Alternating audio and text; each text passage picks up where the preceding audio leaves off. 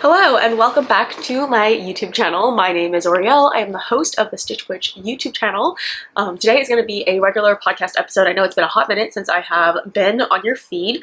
I am on a little bit of a knitting ban because my hands have reached a level of repetitive stress injury that was kind of inevitable based on how much I was knitting, but that means I have a ton of progress to show you guys.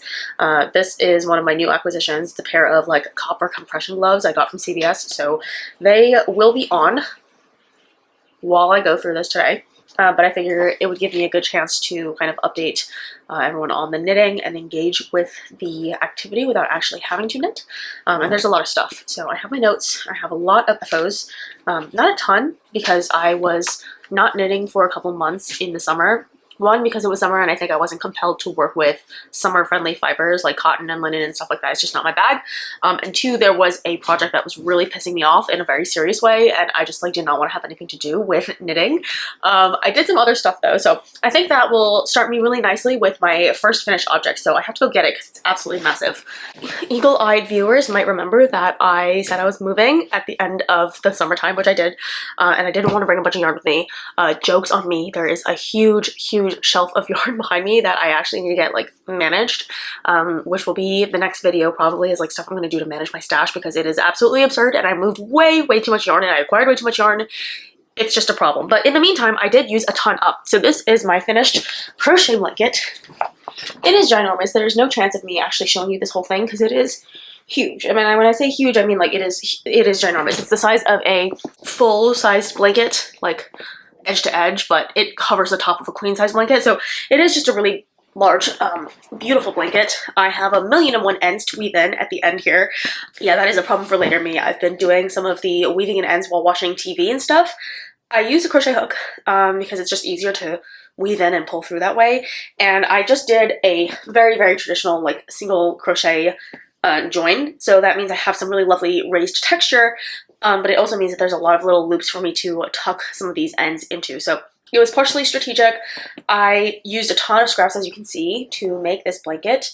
I think part of the reason why I feel like it looks quite cohesive and fun is because it's eclectic, but there is quite a bit of a theme, and I hate to front load this podcast with so much, information, but I will just say I stuck to my color palette, which is I guess a rainbow, but it's a pretty consistently saturated rainbow and the colors are pretty dispersed. I tried to make sure that I did as many squares as I could and make sure that all of the accent colors were not touching. So for example, if I had a really bright red, I wanted to make sure that there was no red, directly next to it, but it could be adjacent, for example. Or if I had blues, I wanted to make sure that the blues were kind of spread out. So I did my best to kind of keep everything self-contained. And I kept the outside edges a saturated color, so that way I knew when I was seaming with white that there would be some nice contrast between the different squares so that the white could really stand out and be a consistent border. This blanket blocked out beautifully, so it was a horrendous wrinkly mess when it was all, jerry-rigged together and everything was slip-stitched, and it just didn't look particularly neat. But when I soaked it and I got it all spread out and pinned, I think I pinned it to the floor basically because it was just too big and too heavy to block anywhere else. It worked out really well, and I think it really softened. It's very nice and sturdy. I made this somewhat as a replacement for my weighted blanket, which I use to emotionally regulate, because as much as I like a weighted blanket, because it's beaded, a lot of the times the beads just feel like they're not evenly distributed either. Pardon my cat, she likes the blanket. But yeah, I find that this one, because it's just heavy all over, it creates a much more, I guess diffuse kind of feeling, which I enjoy personally. So that is this little guy, and I think I must have taken 6-7 months to finish it because this is a lot of yarn, and it's a lot of weight, and it's a lot of crocheting, and I would need to take breaks with my wrist. So when I was on a knitting boycott because I was unhappy with my project, I did this instead, and it was a good way for me to get a fiber fix, to have something with my hands and to have a project that I was, working towards, and of course to stash down that ridiculous pile of yarn that I had that I evidently did not fully stash down. So I will give you a little bit of a glimpse of what that is looking like, and maybe my next video will be the stash plans. But yeah, my plan of using up all my stash definitely did not happen. My next FO is this, which I maybe showed in a previous video, I'm not really positive. This is just a plain scarf, but it is made with this really lovely stitch. You can see that it's like squares in circles. So it's almost like a lace pattern. It is a lace pattern, but it's not a knitted lace pattern. It is a crocheted lace pattern. So I ended up using quite a bit of yarn. So this is one ball of Noro Viola. No, Noro Ito? Noro, I'm not sure. I'll put it up on the screen, but it is one of their heavy worsted, maybe Aran weight yarns. And I believe it's around 400 meters per ball. It's a larger ball. It's kind of like a big ball, but you know, it's not really enough to do a large project. It's only enough to do like a small accessory. And when I had knit it, it was even smaller, and I was really worried that there was definitely no way that it could be a scarf. I think if I wanted to like wrap it around my neck, it would have been like just maybe like just this much, right? So I think it blocked out a significant amount, because I remember when I had finished it, I was like, there's no way I'm going to be able to wear this as a scarf. I'm probably going to have to rip it out and use the yarn for something else. But it's not just the Noro yarn, it's also a really expensive Lang sparkling cashmere. So, and this was my first nice yarn that I ever purchased. I didn't know what I was doing. I didn't really understand yardage. I probably thought that I was going to make a little accessory or something, but you know, I wasn't really able to internalize just how much yardage you would need to make stuff. So I bought the nice mohair, I bought the nice Noro yarn, and I thought like, what the hell, I'll just make something with it. I don't really care. I was with a friend, she was buying the yarn, so I just wanted to match her. It was just, you know, typical beginner knitting problems. So anyway, long story short, I finally blocked this out. So even though this is not technically something that I made recently, it is something that I finished recently, and I've been using it ever since. It is a really, really fantastically soft product. Like, I cannot overemphasize enough just how soft and luscious it became after blooming. I have made several Noro pieces in the past, and I feel like I have always held them with some kind of crappier mohair. And so I don't think I really got to appreciate just how soft and delightful it is when you have a nice mohair. This one is obviously, I think, more cashmere than mohair, and so there's a piece of like, can I replicate this? Probably not on a larger scale. Like, it was one ball in a one skein project, so it ended up being okay. But yeah, I think the dream would be to make something like this in a sweater quantity. I think that would be absolutely luscious. And I'm glad I kept this. I didn't really like dark brown for the longest time. I just didn't think that it was something that I was interested in. And I think the reason why is because a lot of browns lean quite chocolatey. And this one is quite cool toned, which I really enjoy. I think it pairs well with other colors more. Like, I think I wore it with this lilac sweater, which I will talk about next. Yeah, so next, finished object. And then, of course, I have to talk about my ranunculus, which I'm wearing right now. This is my ranunculus. It's cropped, so not super long, but this was also made with a luscious stash yarn. Not quite as luxurious as some of the other stuff that I have. This is a Lion Brand Origins Roving. I'll pop a picture of it on the screen.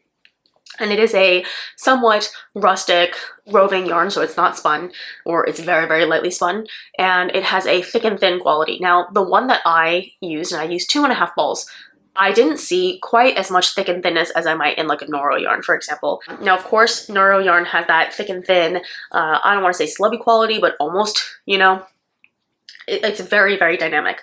And when you block it, some of that irregularity does bloom out during the blocking process, but a lot of it is still part of the yarn. It's a characteristic of the yarn. It's a characteristic of the fiber mill, or whatever the terminology would be, but that is kind of Noro's signature look. When it comes to this roving, however, I found that it wasn't quite as drastic. Of course, there were thicker and thinner bits, but once I actually knitted it up, you couldn't actually tell at all. Was it the most consistent yarn in the world? Maybe not, but I was also holding it with drops mohair. So I think part of the halo and the evening out and everything is likely due to the mohair also filling out some of this yarn. Now, the ranunculus is knit on a kind of as you will gauge, so she says you can use pretty much any yarn as you want, as long as you can knit it on like a 6mm needle. And I did everything according to pattern. So I did the smaller neckline. I did, I think, everything according to pattern, with the I-cord bind off and the half twisted rib bind off at the bottom. The only thing I changed was I don't think I bound off in pattern, but I bound off using tubular bind off. It's just my preference. The one note that I have is that this is scratchy. I don't know if it's the Lion Brand yarn that's scratchy. I don't know if it's the Drops Air or the Drops Mohair, sorry, that is scratchy, but it definitely is prickly and irritating on the skin. I have a pretty high tolerance for prickle and irritation, but you know, I can still identify that it is not the most comfortable thing to wear. So in the best case scenario, I have a really thin long sleeve shirt that I'm wearing under this, not only to protect my skin, but also to protect the garment from, you know, sweat and oils and stuff. But today I just wanted to throw it on to show you guys. I wore it really excitedly to work on Monday. So earlier this week, kind of being, you know, all hyped up about my sweater and my first full garment that, I guess not my first, but anyway, just my first lace pattern, and it was the most recent thing I had cast off, and I had turmeric soup for lunch and I immediately spilled it right on the collar right here. So I am not going to draw any more attention to it, but now that I have, perhaps you can see it for the rest of the video. But yeah, if anyone has any ideas on how I can get this out, let me know. I was kind of just scrubbing with as much vigor as I could without felting the product, and it was also kind of like warping the neckline shape a little bit because, you know, this thing is kind of fragile. And I did like the crochet cast on edge, so it's just not, it's not a particularly like strong feeling bind on, you know, it's kind of like a loosey-goosey edge. But yeah, this is the first finished ranunculus I have. I knit the yoke of like 3 other ones prior to this. The first one was a failed attempt in a summer fiber, which ended up really fatiguing my hands with the yarn with no give and the metal needles that were kind of bulky. The second one was a lighter weight project, and the third one was a worsted weight project, all of which I just never really finished. Part of it was probably the fact that the little eyelets here that make the floral motif, it's really hard to read because you don't really get to complete your lace knitting until the row after. So if you have like a bunch of yarn overs that make holes, I don't necessarily know that it's out of whack until I do the next round, and then the next round after that, and I realize I maybe skipped a stitch, or I forgot a yarn over, or I forgot to resolve something, and then you start to realize that, you know, your petals are not fully aligned. Maybe one is like this. So I frequently had to pull out, you know, my work, frog it, rip it out, go back over and over again, and it got to a point where I think I had frogged at least 3, maybe more attempts, and this is why I don't count my cast-ons very often, because so many projects I cast on and then I don't finish because they are infuriating to me and I don't want to finish them. So I'm very pleased from an endurance standpoint, because this is the first ranunculus that I actually got done. Yeah, so that's what I'm wearing. I also want to talk about my Rhinebeck sweater. So I went to Rhinebeck this year and I had never knit a garment, actually. So we're kind of getting ahead of myself, but this is the first garment I ever actually finished besides my Burgos vest. So this is the first sweater, I suppose. And of course, I went in with a 2-color stranded colorwork as my first sweater. So this is her. She's gorgeous. If you can recognize it past the striping, the striping yarn, this is the Luma by Sari Nordlund. And I made this in 1 strand of Noro and 1 strand of Paton's classic wool worsted. Let me change into it really fast. Okay, so one of the things I need to mention is don't wear a claw clip when you are changing out of your knitwear, because I think I might have pulled something in my ranunculus. We shall see what the damage is later tonight. But anyway, this is a circular yoke sweater. I have never made, well, I haven't really done this. I haven't knit anything in the round at this time. I hadn't done any circular yokes besides a cardigan that I started and I didn't finish because the sizing was wrong. You might have remembered that. But yeah, like I said, this was my first actual garment in a long time. I did the Burgos vest, but besides the vest and a tank top, you know, this was my first real sweater and I was really excited about it. And I made some modifications. So you'll notice that I did corrugated rib on the bottom and the cuffs. And the actual hemline of this is a rolled hem. I didn't do a tubular bind off or anything like that. I just wanted to have a little bit of a more rustic feel. Of course, because I am short and 5 feet tall, so I cropped my sweater as always. And I think this used around 3 balls of the Paton's classic wool worsted and 2.5 balls of Noro Kureyon. And I think the color might have been Joy or Joyful, but I know it's 319. And it is just a rainbow self-striping yarn. So you can see that one sleeve is this nice blue, green, teal, pink, purple fade, and then this one is like a orange, red, purple fade. And I think they came out really good. There were obviously some parts of this yarn that were very, very close to the background color. It was a pale pastel pink, and so I had to cut those bits out. So in some areas, the fade is a little interrupted, but I think generally you can't really tell. And I wore this to Rybeck, and I heard a lot of people saying that my sweater was really lovely and really pretty. I have no real complaints about the pattern at all. I did not do short row shaping. I don't know if it was included in the pattern or not, but I think if I were to do another version of this, I would want to add short row shaping just because it is a little bit hard to tell the front and back apart. Of course, because I have these 2-color sleeves, I can kind of remember, like the teal one I like to have on my left side and the red one I like to have on my right side, because I think as you wear it and you pull it down, you know, you can kind of, the wool I think has a little bit of a memory, and so as I've been wearing it, the collar has started to look like it has a tiny bit of asymmetry. Like one is slightly lower in the front because probably I keep pulling it down. I have noticed that the pre and post block was pretty significant, as it was for the Ranunculus, and you know, I had to stretch out the sleeves a little bit to keep them from getting too long. So I made them a little bit wider and I made them a little bit shorter. But I think the difference is not just about size, but about the way that the fibers lay. And I think that's what people mean when they say it really relaxes. Because the more I blocked this and wore it almost, the more it kind of melted together and became very comfortable. So this was all non-superwash wool. I can tell you the yoke is definitely fully felted together. So the floats inside, I didn't catch them. Like I didn't bother. It was just not something that I particularly cared to do because I watched several videos of knitters saying that if it's something like a sweater and not like a sock, and if your floats are using like a thicker yarn, like it's probably just going to felt together and it's going to be okay, especially if, you know, you're a little bit more delicate about putting your thing on and you don't really have like, I don't know, accessories or something that could snag. Generally, you should be okay without catching floats. And if you want to just practice color work without putting so much friction between you and the project, why don't you just try doing it without catching? And for me, that was the perfect excuse for me to just go ahead and get started. And of course, down the line, if I want my work to be more professional, I can learn to catch my floats. But for now, I think this was a really great foray into color work. I really enjoyed it because I know how to knit continental, but I don't love purling continental. This was a perfect project for me because I got to knit in the round, two-handed. So English with my right hand and then continental with my left hand, but there was no purling because we were all in the round, and it ended up working really well. The only part that was difficult, of course, was the corrugated ribbing, where I had to learn, I had to do the continental purl. I don't love the continental purl, but I will do it if I have to, and that is how I got this look.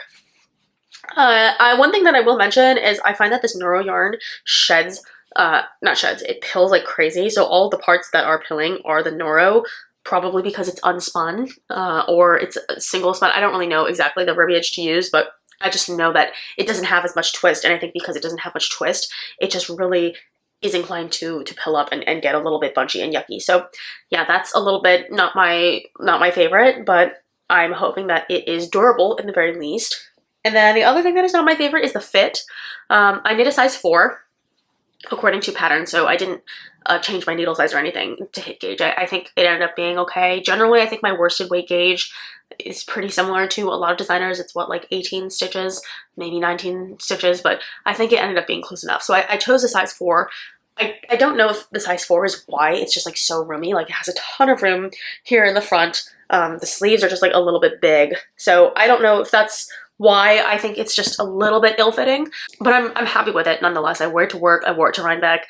I think the double folded collar is really nice and cozy, and it kind of compressed a little bit. It was very, very bulky when I first knit it, but now the fabric is lying a lot more flat, so it's a lot more comfortable, and I have no complaints. I'm gonna make another one, probably in like a navy and light gray, or just some other combination of colors that is just gonna be a little bit more readable, because I think because of the rainbow stripe, you just can't really tell that they are kind of a garland of flowers. And I made a tiny mistake in this final row here, where my vine, I think I missed a line, and my vines don't really look like vines anymore, but they don't really look like anything anyway because it's so rainbow. So I am, oh, and I think I might have added a single row of little like flex here because I wanted a little bit more of that consistency. But besides that, I think, you know, it's a shame that you can't really read the pattern very clearly.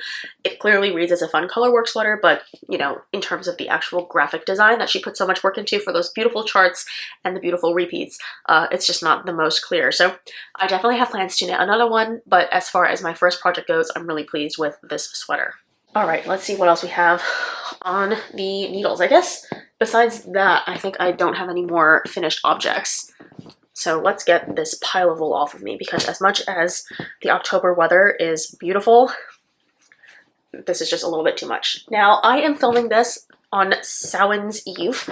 I took the day off to observe the holiday this evening and just to have a little bit of buffer time. So if you celebrate the Pagan New Year, Happy New Year to you. And if you don't, then go enjoy your evening as normal. But yeah, as much as I love having wool on me in October, it's actually not very cold today, so the mood is kind of spoiled, right?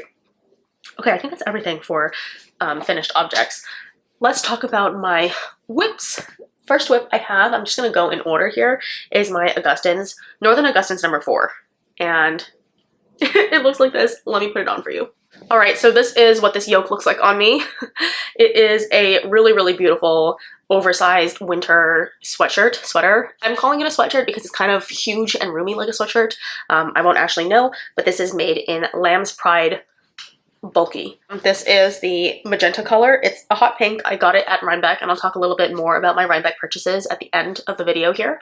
And then the top part and the color work is made with K&C Cloudpaca. It is I think it's a house brand from Joann's. K&C is like knitting and crochet.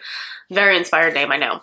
But the K&C Cloudpaca is, I think, 58% alpaca, 28% superwash merino wool, and then the rest of it is polyamide, and the texture is really similar to Drops Air, but it has a little bit more flimsiness. So I feel a need that, you know, if I felt like Drops Air was kind of thin and needed a little bit of support, this one even more so. So I held it double throughout this entire project.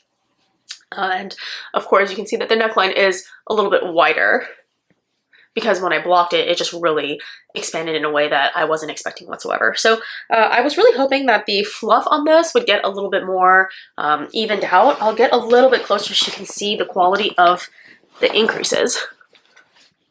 I just feel like you can see them more clearly than I would love. I really was hoping that the yarn would block out and become more fluffy, but you can still see them really clearly. However, I do think that the graphic design of this is quite fun. It reminds me a little bit of Anna Sui, so I did the kind of magenta-y purple and the stark black because it kind of reads as a little Gothaween, you know, like it's cutesy, it's a little edgy. I think I would love to make a Christmas version of this or even like a pastel pink version of this, but for now I thought it was quite apropos for the season. It is knit on really, really bulky needles, so I had to size up because I wasn't getting gauge. I think the designer, Augustins, she has a really, really unique tension where she constantly has these huge projects on huge needles, but she doesn't use really thick yarn, and she gets gauge that is really big. Is it big? Yeah, like she gets like 16 stitches per 4 inches, and she's using these massive needles, but she's using skinny yarn, and yet her yarn doesn't look, her fabric doesn't look sparse. Whereas when I try to do it, it just really never looks good. I think I swatched like 3 or 4 different fabric combinations to make this sweater, and this was the one that I ended up going with because the swatch had enough drape and body, and also it hit the right stitch counts. But yeah, it was just frustrating, and I find this to be the greatest source of my woes in trying to keep my yarn stash under control, is because often I'll find the sweater that I want to knit first, and then I will go out to buy yarn to hit that gauge, and then when I go to actually gauge swatch, the yarn that I'm getting and the fabric that I'm getting out of it is not really working with the sweater that I'm getting, or the garment, or whatever it is that I'm trying to knit. And of course you can always size up or size down a needle, but then the quality of the fabric changes, and I think that is just something that I'm going to need a lot more experience gauging, pun intended. By the end of the day, I found a project for her, but that does mean we're knitting off gauge on a 6.5 instead of a 6, and I'm also knitting a size 1 instead of a size 2, and I think it's going to be pretty oversized. But yeah, it's very, very warm. You can see my floats. I also did not bother to catch them on the back, and there are definitely some long floats, but I think it's fine. I don't really, again, I don't really see myself like clawing on the inside of this because, you know, it's fine. And as much as I try to like swipe with my fingernails going like this to see if I can catch a float, like maybe there is something that I can do, but it's, you know, it's pretty secure, and I think it's starting to felt together, even though it's got some superwash and polyamide in it. I think something about the compression and the heat has really made it work out nicely. So this is my current whip. I would love nothing more than to work on it a little bit more today, because we're so close to finishing these little ribbons, and I think the ribbons will be so cute. I'm a little concerned about the readability of the garment because, again, I don't know if I love this combination, and this is, again, not the be-all end-all of the sweater. I'm going to make another one. Yeah, there's something about this black on the purple that is a little bit concerning to me, so we won't know until I finish. So I am dying to get this back on the needles, but again, I'm on a knitting hiatus, so I can't today. But I can show you the next thing that I made. So we have been doing really well knitting lately. This is my Olga pullover. This is a petite knit sweater pattern, and I didn't finish the neckline. So that's the last thing that I need to do here, is pick up for the collar and wrap that up. But this is a traditional drop shoulder sweater.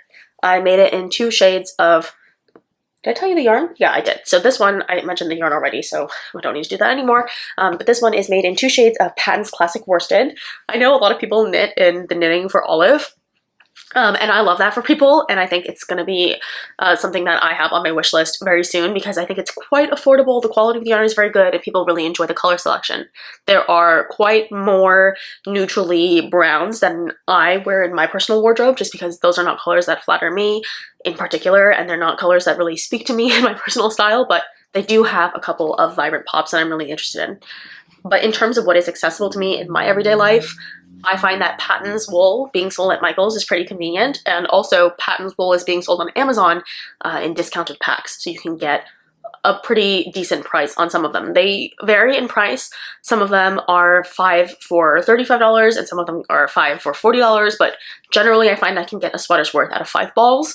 That's what this is, and I got sidetracked, but generally my version of my everyday wool is the Paton's Classic Wool Worsted. So this is natural taupe. This is black. I knit according to pattern. I think she asked for 4mm needles and then 3.5 for the ribbing. I went to 3.75 for the ribbing because I just didn't really want it too tight. And the only other modification I made was I changed the sleeve decreases. I don't love a tight sleeve.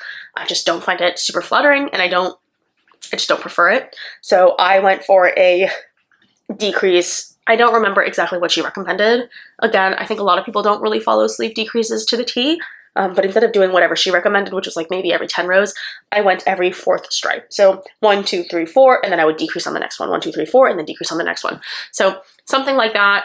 And I just made sure to do the thing where I kept them marked on my sleeve. And then that way, when I did the decreases on the other sleeve, I was able to just transfer them 1 to 1. So I had the same amount of decreases on both sides. I did a Italian sewn bind off, and the bottom of my ribbing, so it's a little bit cropped. You can see that my belly button is showing, but I wanted this size because I have a sweatshirt that is my perfect loungy sweatshirt, and it is this exact cut and shape.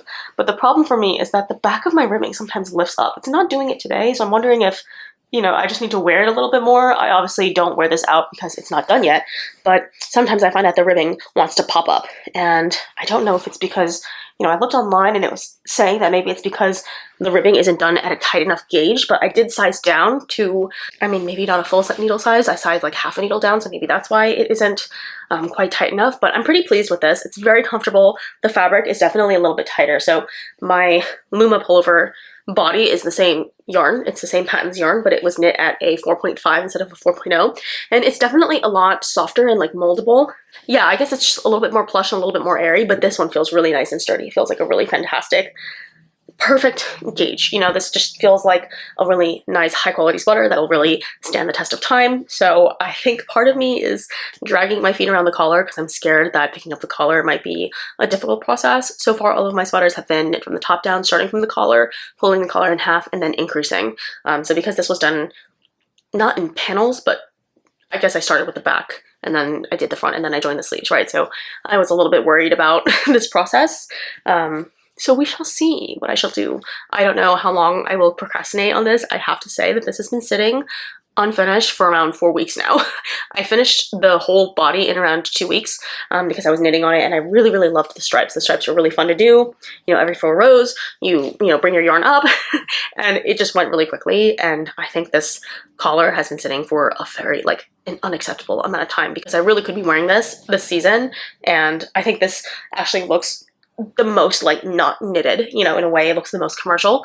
It's a very, you know, inoffensive color palette and graphic design, so it doesn't necessarily have to stand out if I don't want it to. And also the yarn is very wearable because there's no mohair in it, so I find it really comfortable next to skin. The only thing again is I think the drop shoulder creates this extra fabric at the armpit. I don't know if this is just traditional for like circular yoke sweaters and for drop shoulder sweaters to have all this like armpit, you know, mass. I'm looking for maybe a raglan pattern to do next because I don't really love what's going on here. I would love to know if maybe a raglan would decrease the amount of fabric you have in the armpit. Again, I'm not well versed. I have no clue. This is like my 3rd sweater, right? So I don't actually know, but I'm curious. So part of my exploration into knitwear has really been like trying the project, seeing how it goes, and then having preferences and hoping that maybe the next time I do something, I can see what's up. So that's the Olga pattern. I haven't seen any mistakes in it or anything. I really enjoyed it. I thought it was fairly straightforward. And I'm thinking of actually in the future making another Olga, but in the style of the stripe hype. So if you've seen the stripe hype sweater, you'll know that it's a really similar kind of design where it's very cute stripes all over. I believe it's also a drop shoulder, but it doesn't have any shaping, whereas I believe this one does have shaping. I'm not positive, but the back has this really nice detail where it kind of like lines up on the back.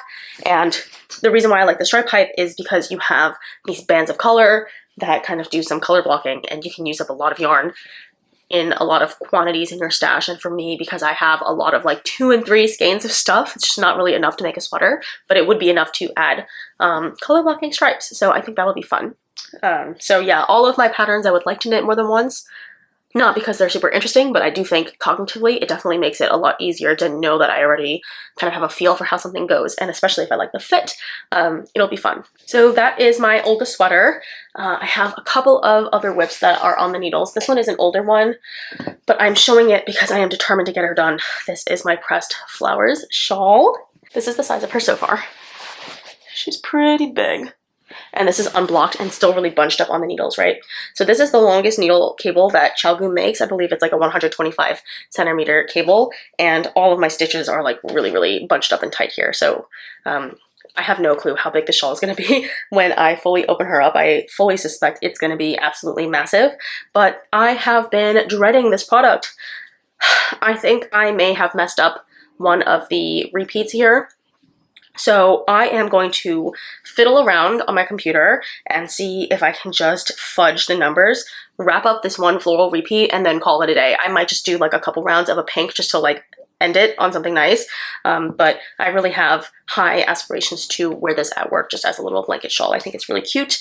The color combination is right up my alley. It's pink and navy. I think it's beautiful. I really wanted to get this done like last spring in like April or something, and I clearly was in over my head. I don't know what I was doing knitting a flat mosaic piece on my, what, like 3rd month of knitting or something absurd. Like I just really thought I could do this.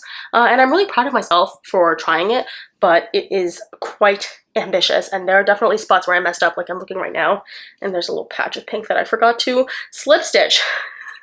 And I'm realizing I don't love mosaic. It's just not my favorite. So I am going to commit to finishing that. I don't know when. It probably won't be earlier than this because this just needs a collar and then I'll be done. But that is definitely on the needles. I also have another project that is maybe telling me that slip stitch / mosaic projects are like not my forte. Okay, this is my night and day cowl. And she's cute. It is with this really incredible, almost like bioluminescent looking yarn. Hopefully you can see just how delicious and succulent it is. It is shades of neon green / chartreuse. It's almost like a yellowy green, highlighter yellow or highlighter green, a baby blue, and then these spots of powder pink. And I combined it with a silk core. It's mostly silk. It's white. Now this was the first yarn I purchased at my first Rhinebeck last year. I remember because we went into one of the farms, the little like farm stalls, and this was one of the first booths that you saw, and it had these beautiful long hanks of mohair. And you know, traditionally mohair, or you know, generally the yarns are like twisted up into these little like tight bundles, and the bundles look really nice.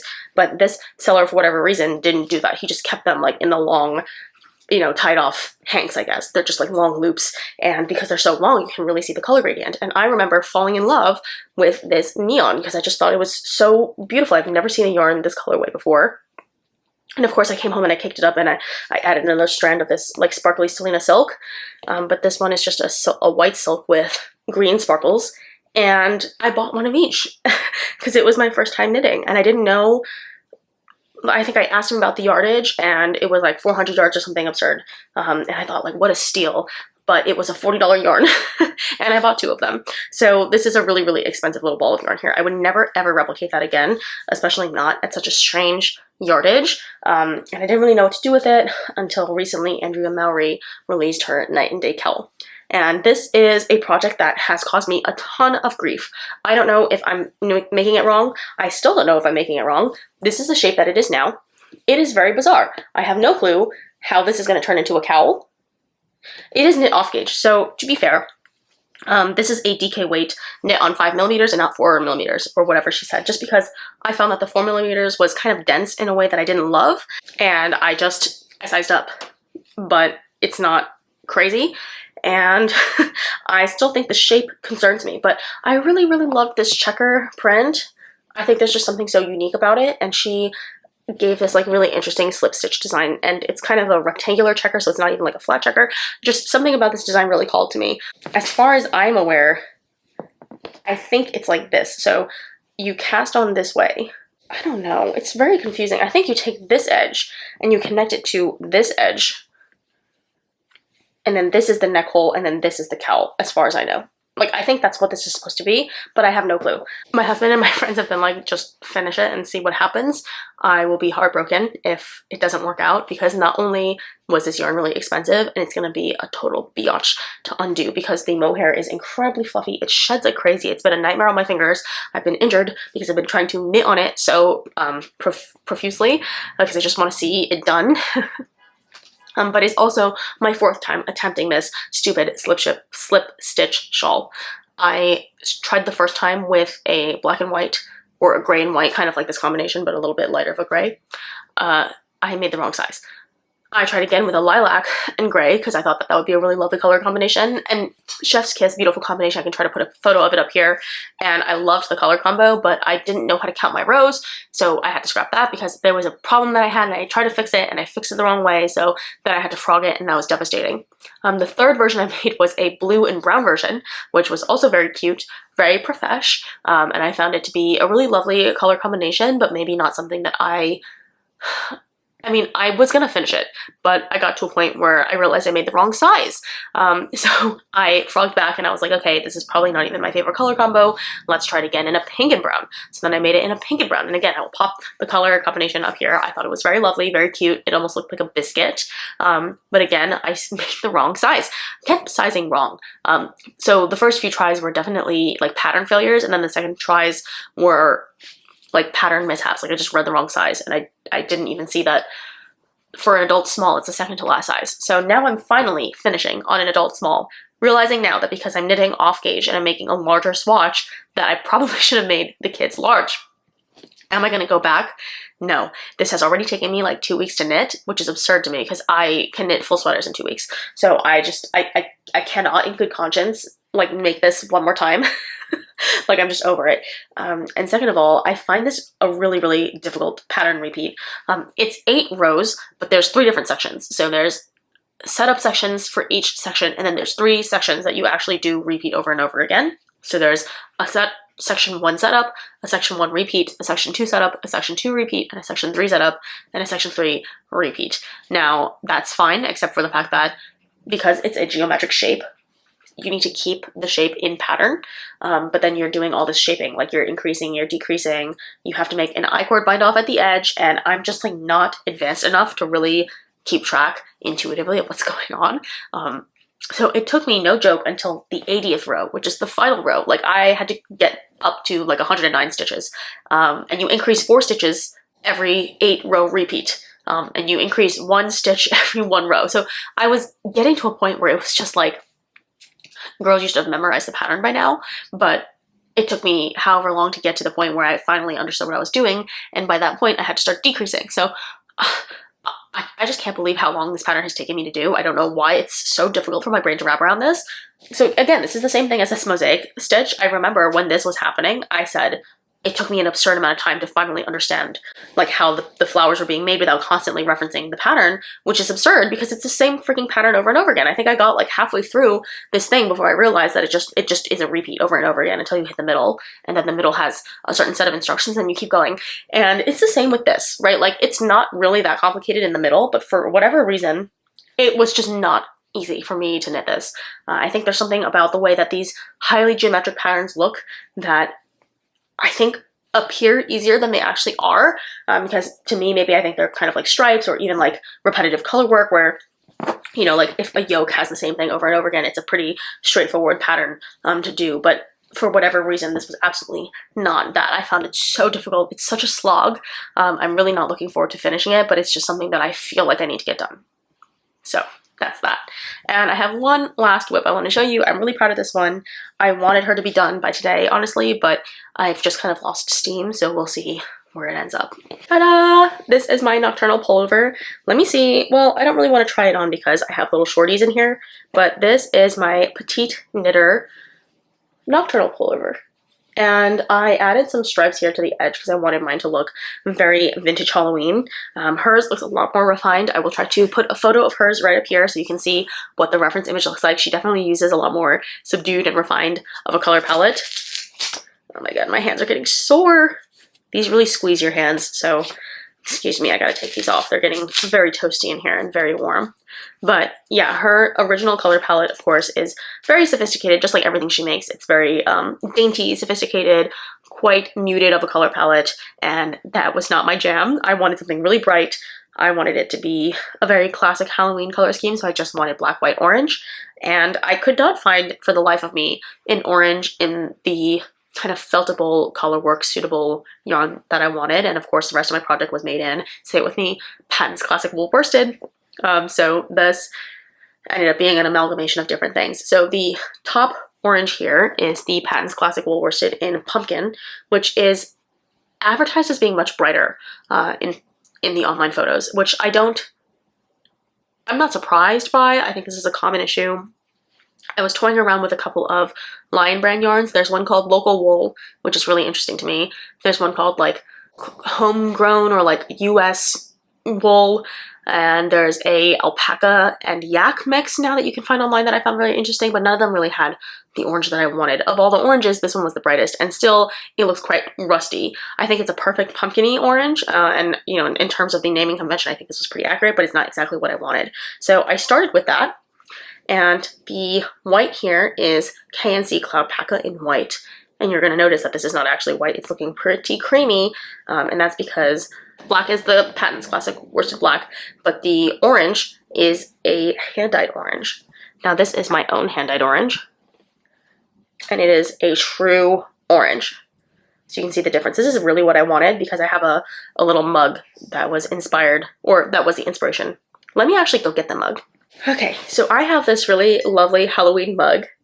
It's Snoopy Dog. I love him. He's so cute. And I loved this orange. So when I saw this, I just didn't feel like this was exactly the right color pairing. So I went into my stash and I found this yarn that I got from Rhinebeck last year from a vendor who sold ready-to-dye yarns. And his whole booth was really nice. Everything was $10 a piece. And this was Italian sport weight merino. And I thought this was a much closer color pairing. And I wanted the shirt to kind of have this vibe, right? And I liked this. And it wasn't quite as yellow as I wanted. When I went to Joann to get the dye, I think it was called like Sunshine Orange or something orange, and the color on the wrapper was almost this exact color. And I know because I took this mug into the store with me to color match specifically because I was really anal about it. The white is also a little bit, it's less white than what I wanted. But anyway, I know for a fact that the orange was slated to be pretty similar, but it didn't end up being that similar, which was a little bit of a bummer to me, but it is what it is.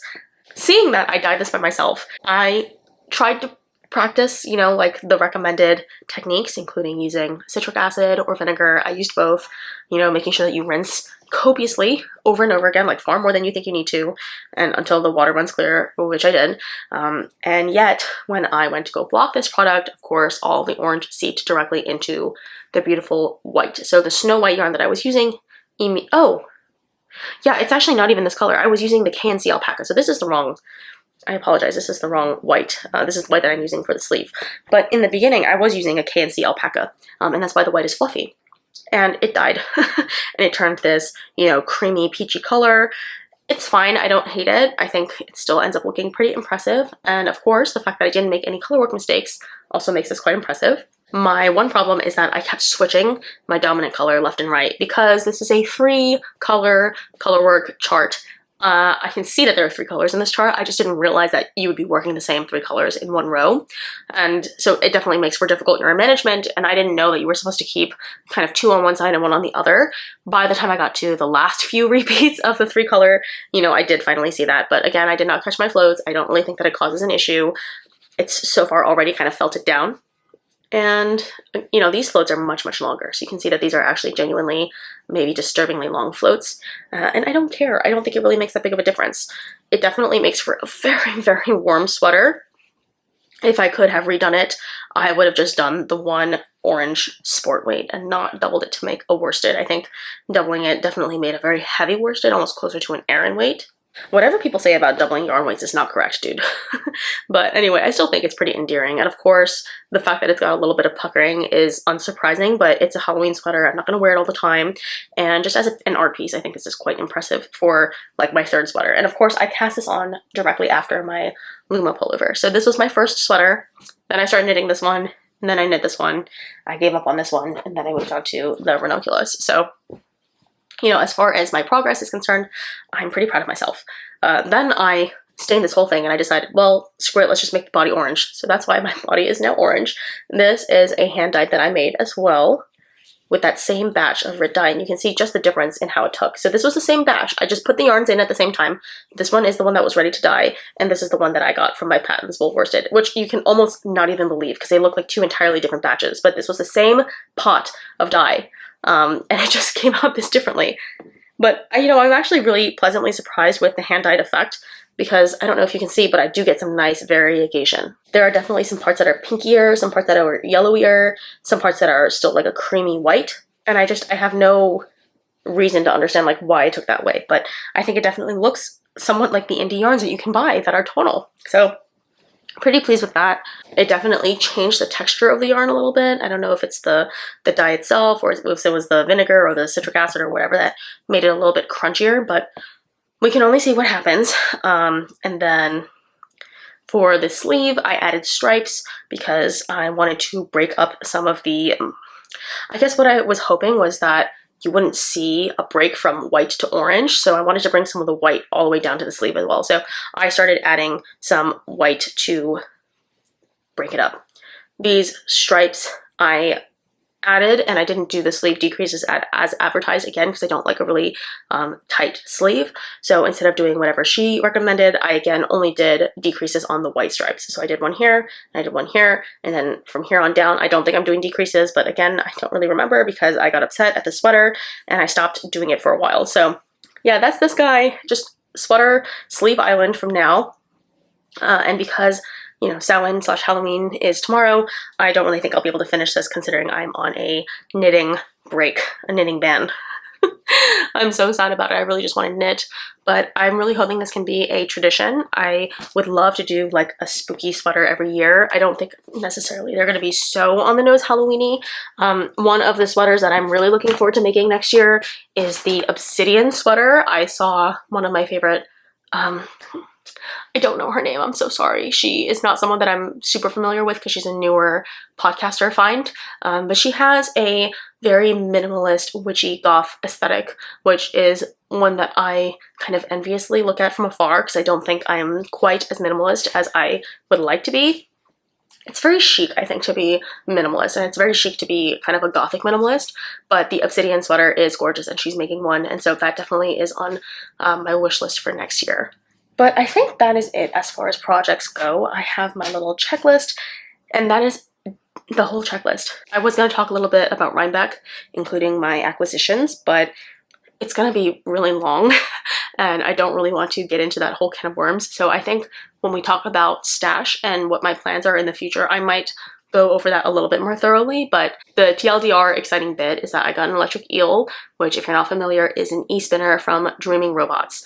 They are an amazing company that does, I guess, they bring e-spinning to a more accessible price point. So I got one for my birthday. I got a ton of fiber from Rhinebeck because Rhinebeck has amazing fiber salespeople, outlets, stores, I don't know what you would call them, but you know, there are a ton of amazing fiber bundles that you can get for a pretty discounted price. So I got 3 bundles of fiber for very, very cheap, and I was very excited about that. And of course, I got some yarns. I got 2 sweaters quantity of yarns, both from an outlet store. Again, fantastic, unbeatable prices, cheaper than big box stores, cheaper than I could order online. Like, it was absolutely incredible, and I have no regrets. And then the last very thing is that my husband bought me a project bag. Yeah, isn't she so cute? This is my project bag. It's from Vera Bradley. And we bought it from the outlet store online, and it cost like $20-something, which is crazy because it's a beautiful little cotton pouch, and I love it because all the bears have sweaters on them. Like, they have mittens and sweaters and scarves and hats, and they're so cute. I just think this is like the perfect knitting theme project bag, and it's my first real project bag outside of like a tote bag, you know, like something like this that I usually keep my projects in. So My throat is very sore. I need to clean my house and get ready for ritual tonight, but that is everything that I have for you, and I'm happy to be back and happy to be talking about yarn again. I think, you know, it's normal for people to take breaks in the summertime, but I was feeling so much guilt about it, and now that we're back and we're in full force, I'm feeling super inspired. I definitely have my knitting mojo back, and I have a long list of things that I really want to make, so that will probably be one of my next, you know, my next videos, just talking about my list of stash project ideas or my knitting queue or just something along those lines. So thank you so much for watching. I love you guys, and I will see you on the next one. Bye now.